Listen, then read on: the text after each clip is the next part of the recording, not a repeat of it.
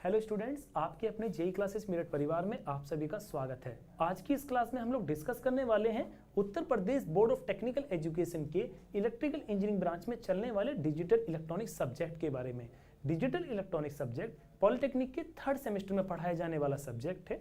किसी भी सब्जेक्ट को स्टार्ट करने से पहले उस सब्जेक्ट के बारे में हमें कुछ पॉइंट्स जान लेने बहुत आवश्यक हैं।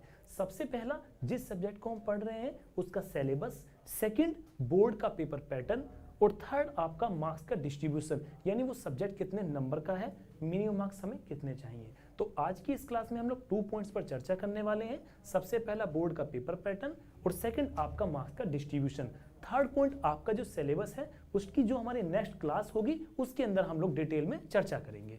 तो स्टार्ट करते हैं आज की क्लास को। देखिए, सबसे पहला बोर्ड का पेपर पैटर्न क्या है। सबसे पहला हम बात करेंगे मैक्सिमम मार्क्स की। तो जो आपका सब्जेक्ट है वो 50 मार्क्स का अधिकतम है, लेकिन 75 मार्क्स का आपका पेपर आता है। अटेम्प्ट आपको 50 नंबर का करना है। 25 नंबर की आपकी चॉइस है, 25 नंबर का क्वेश्चन आप छोड़ सकते हो। अब हम बात करेंगे मिनिमम या पासिंग मार्क्स या न्यूनतम अंक की। तो मिनिमम मार्क्स आपके 17 होते हैं। यदि आपके 17 नंबर से कम आते हैं तो आपकी इस सब्जेक्ट में बैक लग जाती है। आप इस सब्जेक्ट को दोबारा नेक्स्ट सेमेस्टर में देंगे। बात करेंगे समय यानी टाइम कि एग्जाम आपका कितने टाइम का होगा। तो 2 घंटे 30 मिनट यानी कि 2.5 घंटे का आपका ये पेपर होता है। अब आता है टोटल नंबर ऑफ क्वेश्चंस, कुल प्रश्नों की संख्या।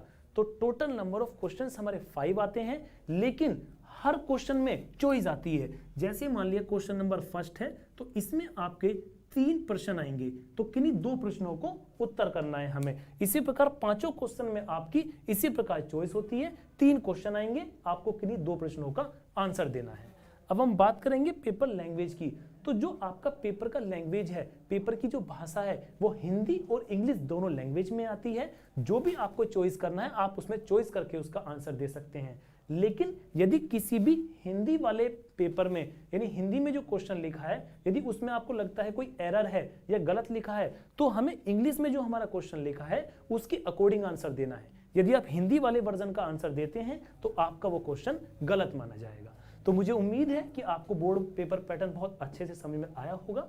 जो भी स्टूडेंट्स जेई क्लासेस मेरठ के यूट्यूब चैनल पर पहली बार आए हैं वो चैनल को सब्सक्राइब करें, और अगर आपको सारी क्लासेस अच्छी लगती हों तो उन्हें अपने सभी फ्रेंड्स को शेयर कीजिए, क्योंकि आप सभी जानते हैं कि जेई क्लासेस मेरठ परिवार ने आप सभी के लिए जितने भी सब्जेक्ट हैं इंपॉर्टेंट, उनके सेमेस्टर की जो क्लासेस हैं वो बिल्कुल फ्री ऑफ कॉस्ट स्टार्ट की हैं। अब हम चलते हैं अपने सेकेंड पॉइंट की तरफ, जिसका नाम है मार्क्स डिस्ट्रीब्यूशन।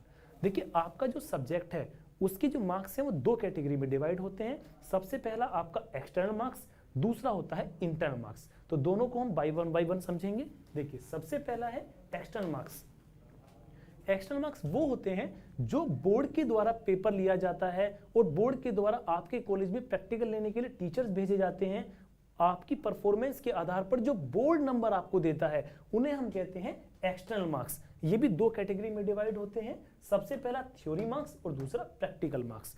जो आप बोर्ड का एग्जाम देते हैं, पेपर देते हैं, उन्हें हम कहते हैं थ्योरी मार्क्स। अभी हमने देखा कि डिजिटल इलेक्ट्रॉनिक सब्जेक्ट हमारा कितने नंबर का है, 50 का, तो वही है थ्योरी मार्क्स 50। और जो आपके कॉलेज में एग्जाम में प्रैक्टिकल लेने के लिए आएंगे तो प्रैक्टिकल मार्क्स आपके हैं 40 यानी 40 के। तो 50 + 40 कितना हो गया, 90। तो एक्सटर्नल मार्क्स आपके हो गए 90 या 90।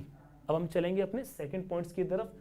सेकंड पॉइंट है हमारा इंटरनल मार्क्स। इंटरनल मार्क्स कौन से होते हैं, जो आपके कॉलेज में मिड टर्म एग्जाम होते हैं, क्लास टेस्ट होते हैं, तो उनकी परफॉर्मेंस के आधार पर जो कॉलेज द्वारा बोर्ड को मार्क्स भेजे जाते हैं उन्हें हम कहते हैं इंटरनल मार्क्स।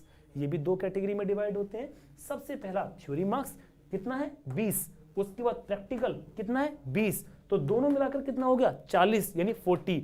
इसी प्रकार इंटरनल और एक्सटर्नल दोनों के नंबर मिला देने से आपका जो डिजिटल इलेक्ट्रॉनिक सब्जेक्ट है वो कुल कितने नंबर का हो गया, 130 नंबर का, 130 नंबर का आपका डिजिटल इलेक्ट्रॉनिक्स सब्जेक्ट है। तो मुझे उम्मीद है कि आपको बोर्ड पेपर पैटर्न और मार्क्स का डिस्ट्रीब्यूशन दोनों बहुत अच्छे से समझ में आया होगा। आज की क्लास में इतना ही, मिलते हैं नेक्स्ट क्लास में। तब तक के लिए धन्यवाद। जय हिंद, जय भारत।